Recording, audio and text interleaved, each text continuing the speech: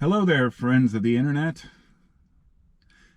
I just got to work and I thought before I started my shift I would grace the world with my presence by making a video for YouTube. Kind of a funny thing. I could be clocked in and getting paid right now, so. But I'm choosing to take a moment to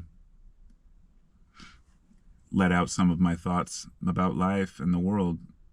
I, in the past, have often had some of my, I don't know, some of my deepest thoughts in the morning quite often, but I don't generally share those things. I actually, when I was working out in Portland about 8 to 10 years ago, I used to make videos every morning. I worked up in the West Hills and I could walk up the street about, a block and a half, and there was this little chain link fence and between these houses, and you could walk up to the fence and look over Portland, and you could see all the way across Portland from the West Hills all the way to the east and over to Mount Hood. And every morning during the summer the sun would come up behind the mountain, Mount Hood, and I want to tell you, it's just something very special to be part of the morning, and especially a part of the morning sunrise. Especially when I was younger, I slept in a lot, and I tend to wake up after sunrise, but I love getting up like 6 a.m. and just kind of watching the day unfold. And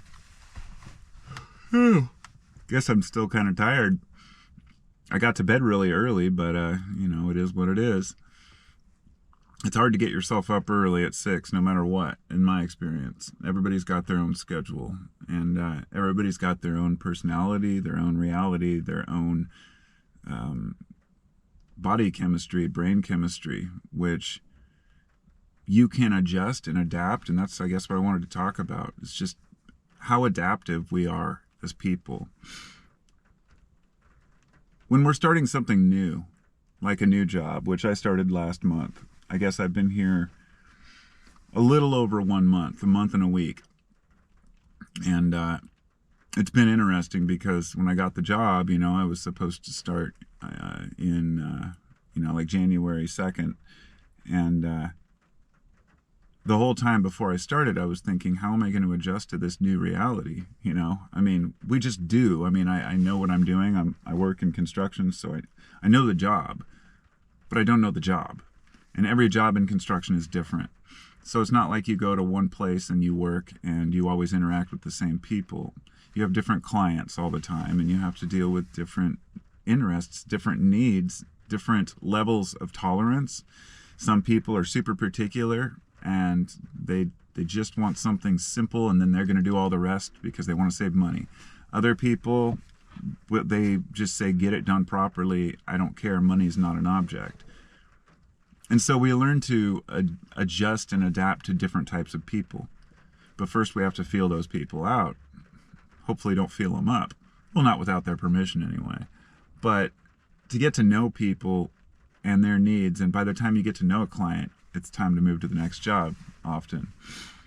And interacting with so many different types of people, you get to know some basic personality traits, about folks, that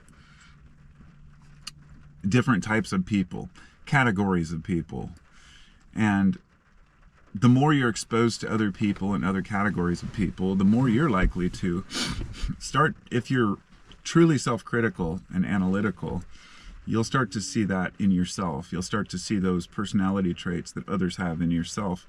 We most often recognize those traits in others which we have in ourselves.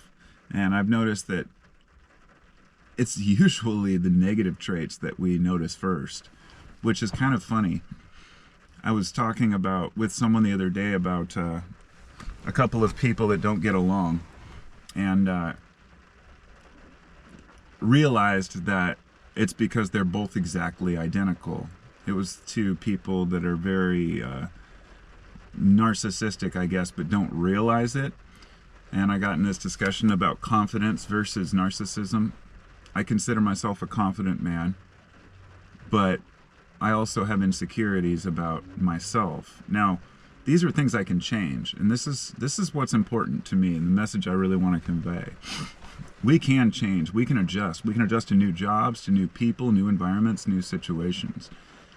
And we might often feel like an imposter. That imposter syndrome is real. Whether you start a new job or even do a job you know, or even if you're just explaining something to someone that maybe you don't know as well as you'd like to know, but you still know a hell of a lot more than that person, but you might feel like an imposter to even talk about a topic. It's like when and often people, they will point this out. They make it worse by confirming your own suspicions, or at least letting on that you don't know what you're talking about. Especially, say, a person like me having a conversation with somebody about a scientific discovery, and maybe I'm disputing that this is what it's said to be, or I don't believe that this particular medicine is healthy, or whatever it might be, based on the studies and the research that I've done personally, which are limited because I can only read other people's posts, other people's papers, things like that. But a person may say, well, you're not a scientist, you don't know what you're talking about. And this is interesting because this happens everywhere. If a person knows a lot about a topic, they might, dismiss anybody else's opinion on that topic. But even if a person knows nothing about a topic, they will assume that another person knows nothing about that topic. So what I'm getting at is that the insecurity that comes from us never being quite sure who we are, what we should be doing, this confusion of just being human. And when it comes to confidence, it's important to have confidence in who you are, but you don't always have to have confidence in what you do or the things that you do. In other words, if we're going to be self-critical, if we're going to put ourselves down, then we should do it for things that we can actually change, that we know are negative traits. Never put ourselves down for how we look. Never put ourselves down for our race, our gender, our culture, the things that we were brought up in. Don't be embarrassed about our own family, which you can't control. Don't be embarrassed about, being poor. Things like this,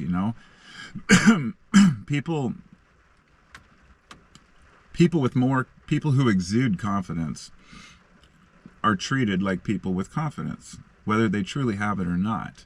And it comes down to the fake it till you make it. The same way that being comfortable about starting something new, putting yourself out of your element into a new situation, like starting a new job, have the confidence that you know what you're doing. Even if you're an expert at something, if you start a job doing it, you might think, maybe I don't know everything I know. And I think this holds people back a lot from trying new things, but also holds people back from having enough self-assuredness to navigate this world with a little gusto, to do the things that we need to do to move forward. I learned a lot early in life, but I didn't start to apply them until later because I had to live that experience,